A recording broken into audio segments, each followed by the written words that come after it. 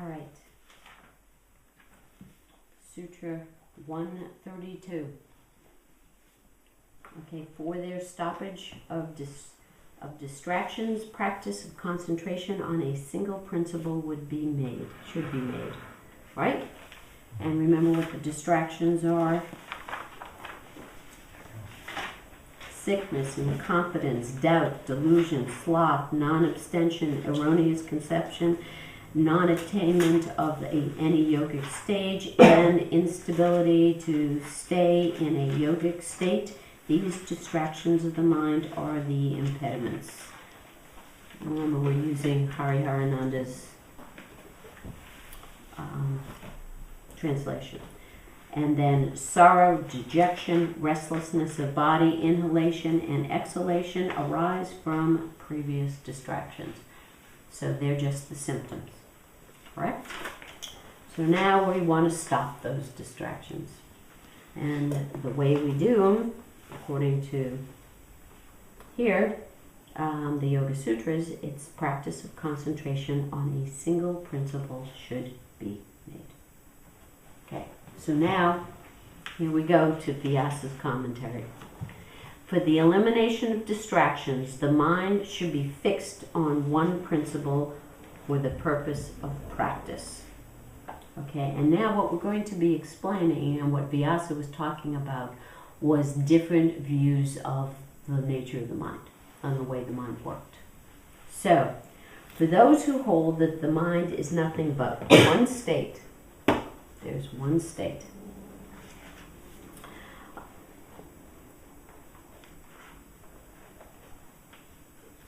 Nothing but as one state limited to one object. It's one object, one state, one object, and is without a substrate.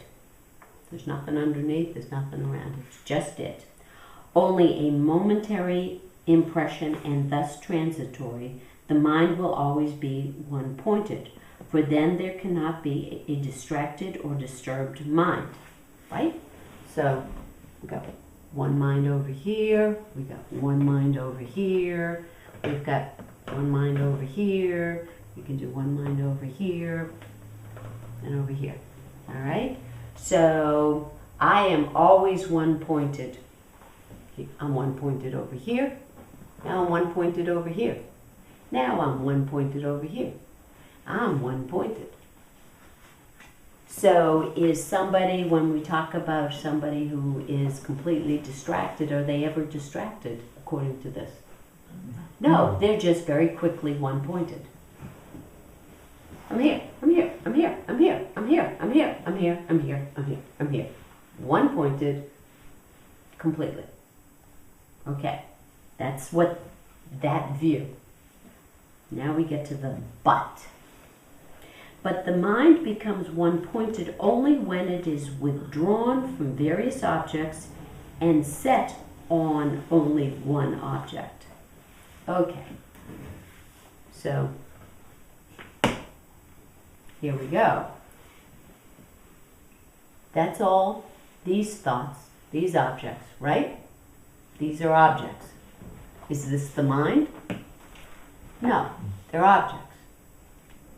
So, now, if I move them back, okay, here we are. Okay, we have all these objects. This one, I would draw from here to here, from here to here, from here to here. So I'm withdrawing to one object. Now what happens to my mind? It's steady? A little more settled. It's a little more settled. So, can when these things are happening, when I have all these objects and I'm quickly moving, can that be considered one-pointed? No, it's distracted, right? And remember, there's no substrate. So, the mind becomes one-pointed only when it is withdrawn from the various objects and set on only one object. For this reason, it is to be held that it is not occupied with one object only, right? Okay? But you can make it have one object, but it can also have, right? So if I'm distracted, they're all there. They're all in my mind, and I go from one to the other. And then if I withdraw to one object, I'm no longer distracted. Correct? Okay. Now, again, those who hold the mind, that the mind becomes one-pointed through continuous flow of discrete but similar ideas, would have to say that one-pointedness is the character of the flow of such ideas. Then we have this.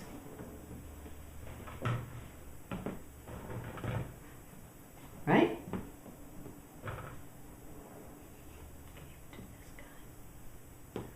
Right?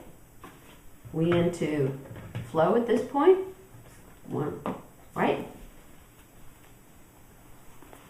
Understand? But, so that's the one idea. That's the flow. But that also cannot be true, because in their own view, the mind itself is momentary. And how in that case can there be a flow of one mind? Can't do flow if it's momentary. Mind is momentary. Can there be a flow? No, because it again becomes moment to moment to moment to moment to moment. So you can't do a flow. If, on the other hand, it is held that one-pointedness is the characteristic of each component of a continuous flow of ideas, whether of similar or dissimilar, then each component idea will be individually one-pointed. So we have a flow.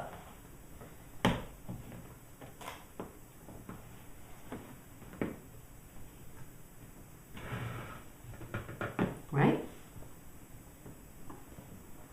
Is each idea one-pointed?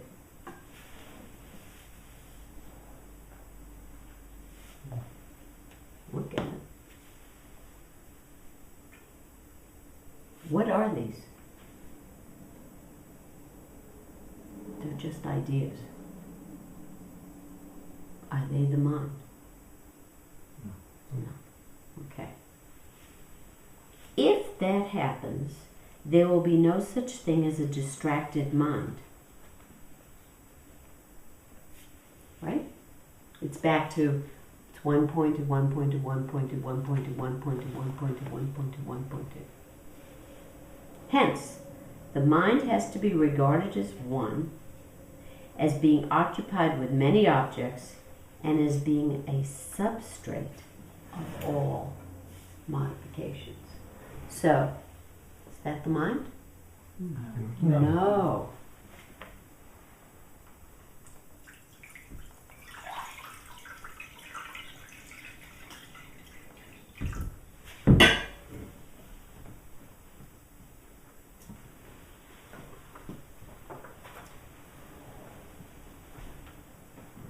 So what's the mind?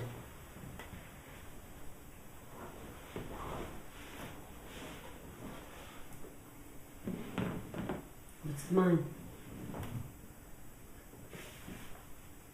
Yeah. The water. What? It's the water. It's the water. How many people think their thoughts and ideas are their mind? Yeah. It's the water.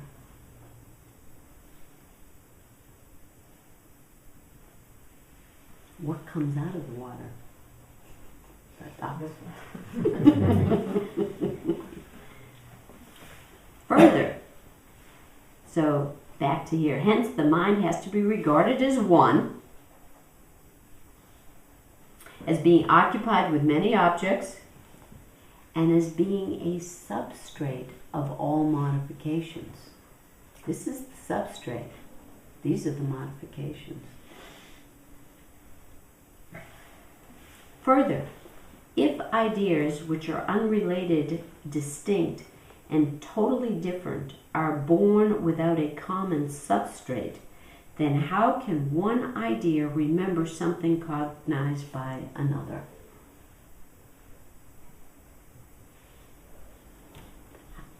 You understand that? Everybody get that? So this duck, if it's, or let's go here, how can this know what this happened over here if there's no substrate? So I have an idea that happens right here, and then I have another idea that happens over here. It's the substrate that connects. So I need to be, where do I need to be living? In the substrate. And then we keep going back.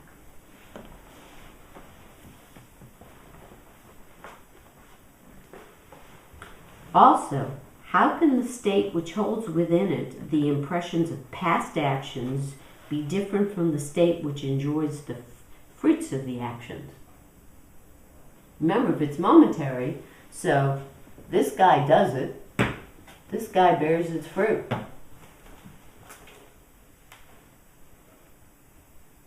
How many people experience that as having happened? Now, if it was this guy commits the crime, I want this guy to pay for it. But we're not doing this. These are just modifications. It's not who we are. However, the matter might be explained. It would be no better than the the logic of, and this is cow dung. This is about cows. And it goes like this. All that is produced from the cow is milk. Cow dung cakes are produced from the cow. Therefore, cow dung cakes are milk. That's the logic. That's the classic line. That's what they're talking. Does it? No. Okay? No. So, moreover, if each idea of the mind is considered to be uniquely different from every other idea, then that would mean the repudiation of the feeling of one's own self. Do you understand that? Mm-hmm. How that would happen is being explained in the cognition like the following. The eye that saw is the eye which is touching it, and the eye that touched is the eye that is seeing it. Although the sensations of touch and sight are different, the feeling of the eye persists in an identical form. How can this sense of personal identity have any identity with the differing sensations of touch and sight?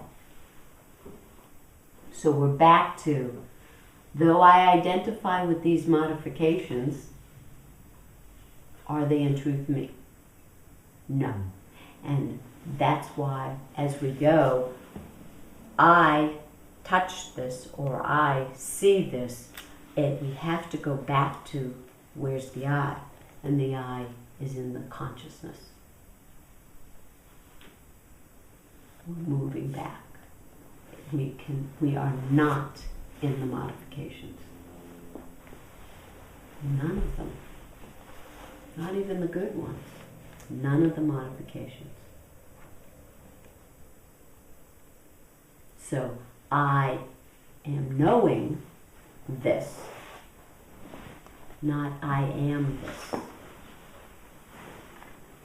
And I am knowing touch, and I am knowing sight. And it's the same I. It can't be a different I. But according to those other theories, right, they would be different modifications. They would be different. But the I is the same.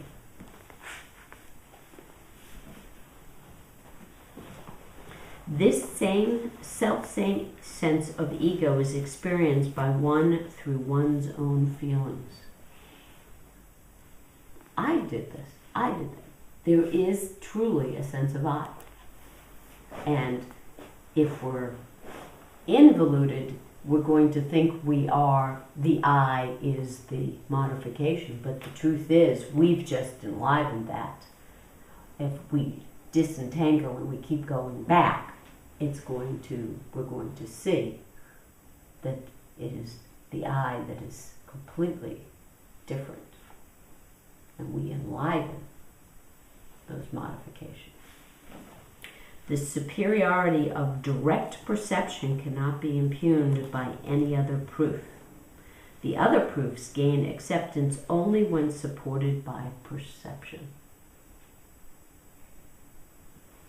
So, therefore, the mind is one, takes in many objects, and is stable.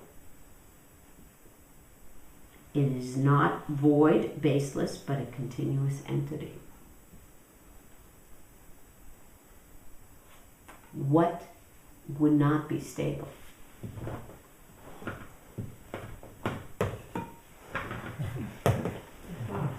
Yes. That's it.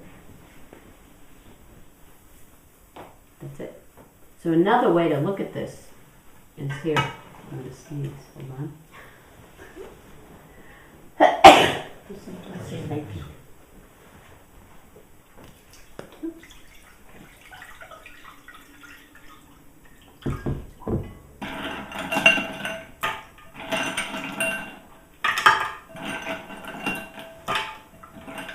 Okay, so what's the mind? Water. Water. And what's the ice? The thoughts, the modifications. And when we still them, the modifications, what do they go back to? So The substrate.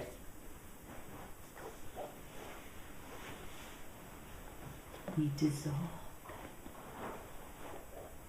No matter what the vibration, doesn't it sometimes feel like dissolving? Yeah. That's what happened. And all of a sudden, lo and behold, so as it's sitting here, it will slowly dissolve. This makes sense? Okay, so now, everybody understand this? Okay, so now let's go to what Hariharananda had. Okay.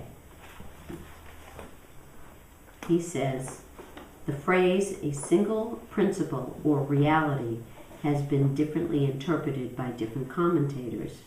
Mishra says it refers to Ishvara.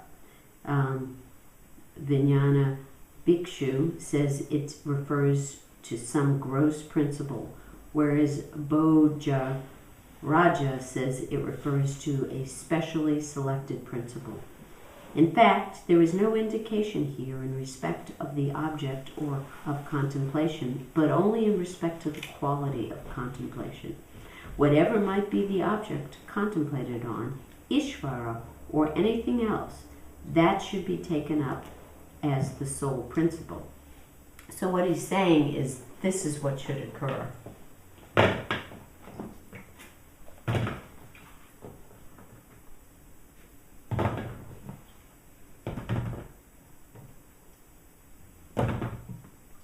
Right? One principle. That's it. And what happens if we have one principle? we're one pointed. We're one pointed, and then what can happen? It can dissolve, it can go back. If we have, like before, all the distracted and everything is really hard. So that's what a way to get rid of the distracted. Remember, that's the purpose. We're stopping distractions. So if we're doing this, are we doing hard breathing, mental pain, despair? No, but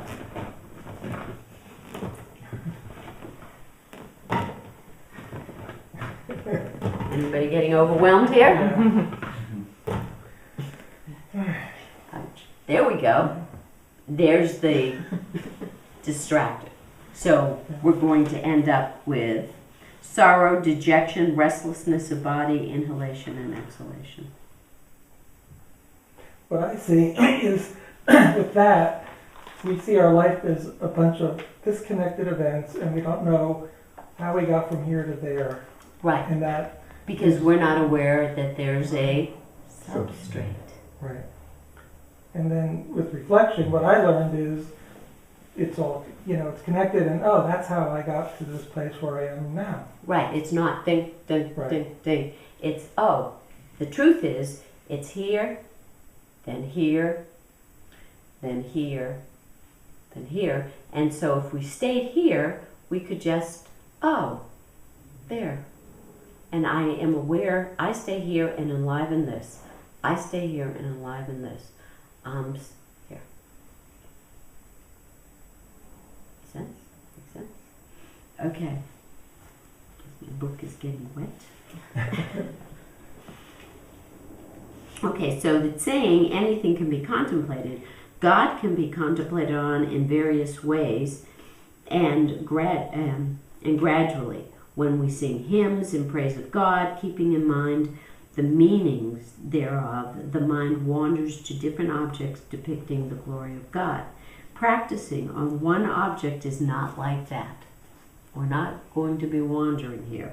When God is thought of as present within oneself or as an idea contemplated upon, then that kind of concentrated attention is called the meditation on one principle.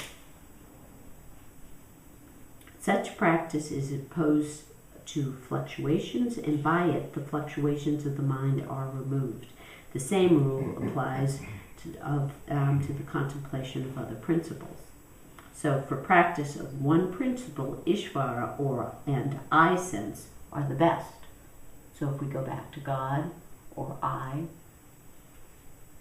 there is a sense of detaching and settling in. Now, could I, and that's saying one principle, so he's not saying one object, right? So we're not talking about a dot on the wall or something like that. It would have to be a principle. I am the observer of all the modifications that are taking place every moment in the mind. There. A recollection of such an I as a support of contemplation is very soothing to the mind. All of a sudden, oh, I am just aware. Quiets things. If I'm caught up in this, and there's no substrate, wow. I'm doing sorrow, dejection, hard breathing, despair, nervousness, the whole thing. This is what the Upanishads called contemplation on the I sense.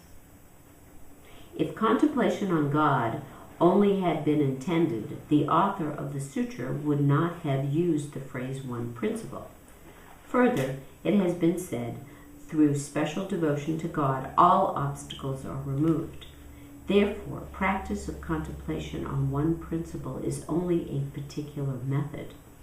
That which is in the aggregate of all physical actions like breathing, etc., gives rise to the recollection of one thought is called one principle. Such thought is best when it relates to God or I sense. So it says you can do other things, correct?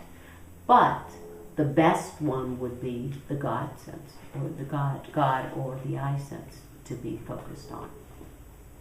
So you could do breathing, but what happens?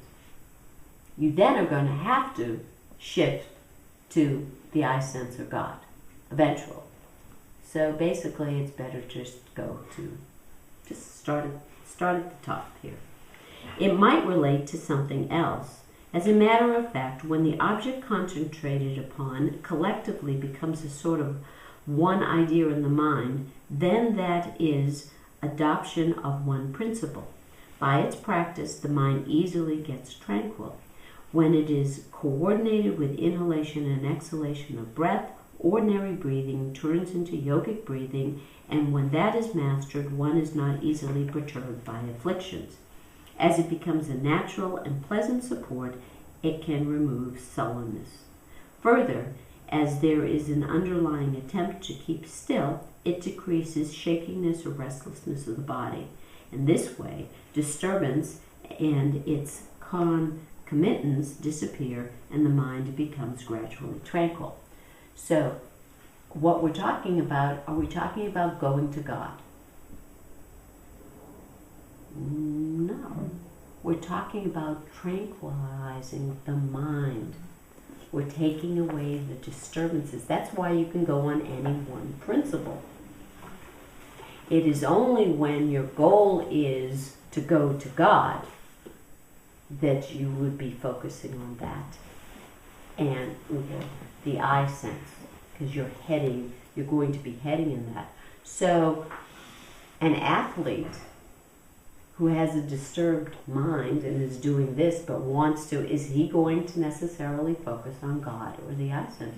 No, they're going to give him some kind of other principle. Steadiness. There's a principle.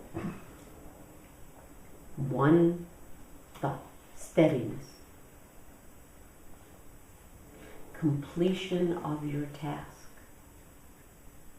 Success. Those are all going to be used in those kind of situations. However, since the goal here is in fact to go to God, to take a principle more appropriate,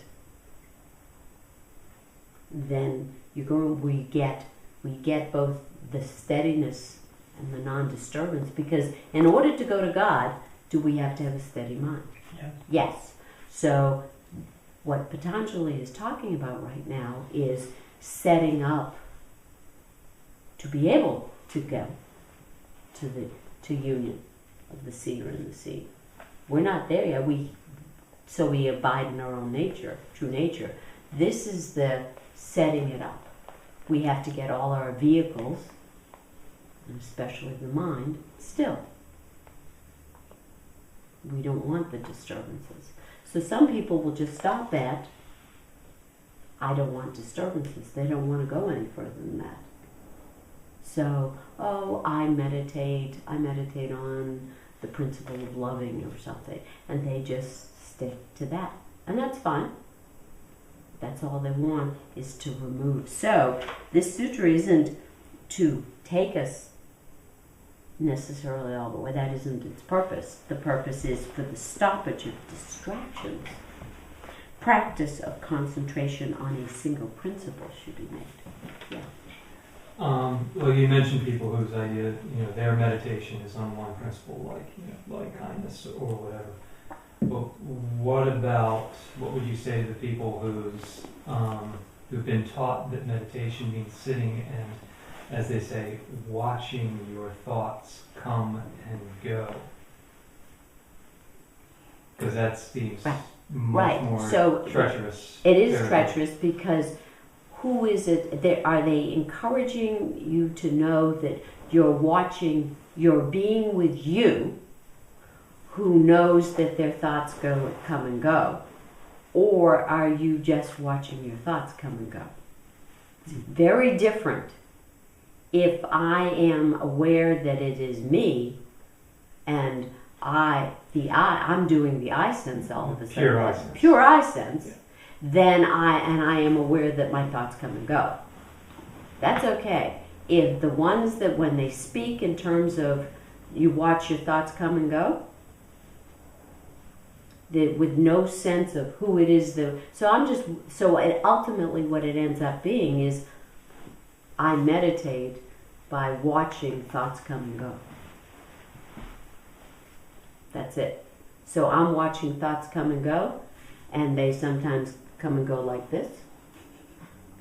And hopefully they go like this. You notice, see, there's no modifications anymore. But usually what'll happen is on a good day, I might have that.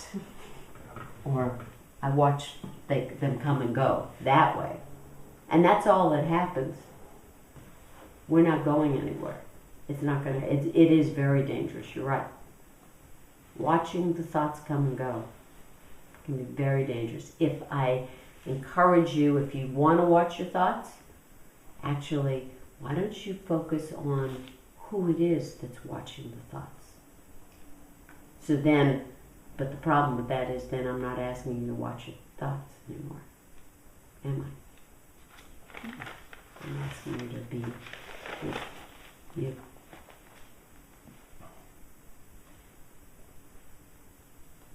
Different. Okay. Okay. So now let's go to Hariharananda's second part. It is laid down that a disturbed mind should be made one-pointed. The commentator here converts the opinion of those who hold that the mind is a momentary thing. Controverts, sorry. Such people think that the mind comes into existence with a thought and disappears with it, and that it is only a state or a modification without any substratum and is wholly transitory. That is how, it seems strange here, but that is how people think. If the mind is transitory, there cannot be any justification for calling a mind disturbed, one-pointed, etc., because each mind is, on this view, separate and short-lived, and each must therefore be one-pointed, as each mind has only one object to think upon, which we talked about. And then C is, if the thoughts are separate and unconnected, the remembrancer or cognizer of one knowledge or action cannot be the same as of another. And by the way, that is where I look at multi-personality disorder. That's all that is they don't have a substrate. And they think it's completely different. And so the character who does this action doesn't remember the character, and then this character doesn't remember what that character did. So personality 1 does something. Personality 2 may have to pay for it in the real world, but there's no connection. And all that disorder is from having there's no substrate.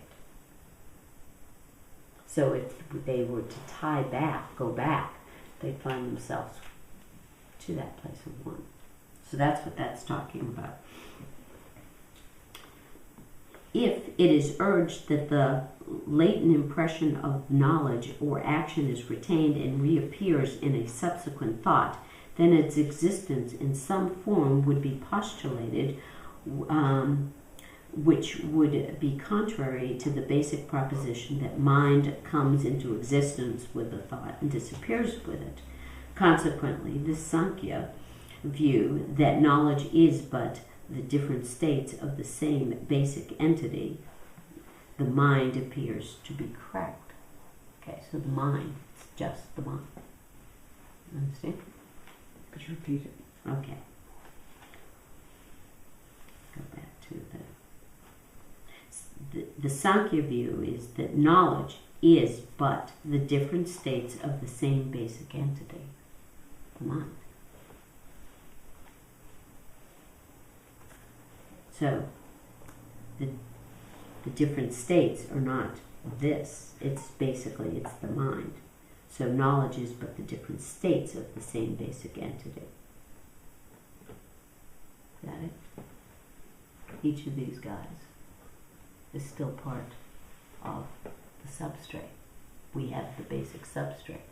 That's why the ice disappeared, and all of the ice disappeared to the same place. That's very important. All the ice disappeared to the same place. It didn't go somewhere else.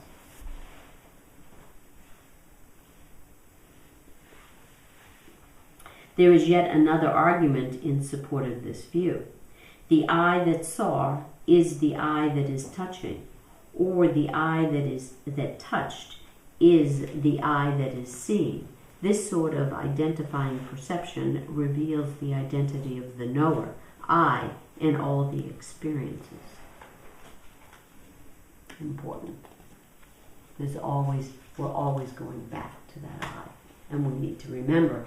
And then back again to multi-personality, where they believe they have different eyes. But in truth, of all those different eyes, goes back to one eye somewhere. And then he talks that finally it is fallacious to hold that cow dung and milk pudding are the same, because both of them come from the same source, a cow. And there you go. When you've said sometimes this, the person is missing their core, Mm-hmm. is that the same thing Yes. you're talking about Yes. relating to they're not, it's not quite as extreme as multi-personality, but Right. they're not aware of the substrate. There's no substrate. There Exactly. is no substrate. Exactly. There is no substrate. There or they actually don't is know one. it. They don't know it. They It's don't the know person who, it's again, is the moon self-illuminative? No, No. Where does the moon get its light? that's not. Sun. Now, let's say the moon forgot that it got its light from the sun. Is it diluted? Does it now operate as if it doesn't have a core? In truth, right? Yes. So if we go back to the beginning of all the sutras, and you go back to the very, very beginning, and you go to what's the purpose of yoga, is the suppression of the modifications of the mind. So we're gonna do with the ice, what happened with the ice, right? That's what we're going to do. And when that occurs, then the seer abides in itself. And remember, the next sutra, at other times, the seer appears to assume the form of the modifications of the mind. That answer your, that's it. That makes sense? Everybody? Mhm. Questions? Okay. Thank you. Thank you.